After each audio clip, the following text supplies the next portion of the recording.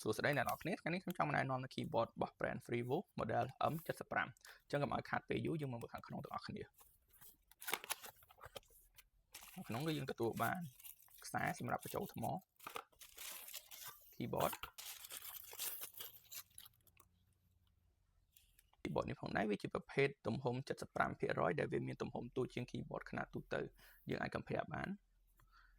ជាមួយនឹងប្រភេទ 100% ដែលអ្នកនរគ្នាឃើញអញ្ចឹងគឺទំហំវាទូជាង 100% ច្រើនអញ្ចឹងយើងស្រួលក្នុងការដាក់តាមខ្លួនតួខ្លួនវាវិញជាប្រភេទ plastic អញ្ចឹងគឺវាមានទម្ងន់ស្រាលងាយស្រួលក្នុងការយកដាក់តាមខ្លួន M75 នេះដែរជាប្រភេទ membrane switch mechanical ណាខ្ញុំបញ្ជាក់ឲ្យហើយសម្រាប់ភ្លើងវិញគឺ 4 zone RGB ប្រភេទ rainbow ដែលយើងអាចដូរបានដូចជា 3-4 ម៉ូដ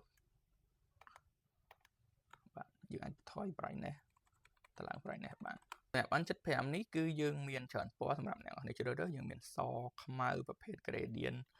លាយប្រផេះលាយស្វាយគឺមាន option ច្រើនសម្រាប់អ្នកនរគ្នាជ្រើសរើស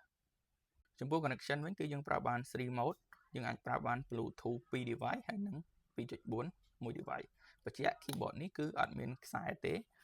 port នេះគឺសម្រាប់តែបញ្ចូលថ្មទេអញ្ចឹងពេលយើងប្រើគឺយើងត្រូវ either choose Bluetooth ឬក៏ receiver ឥឡូវយើងមកធ្វើការ test sound ទាំងអស់គ្នា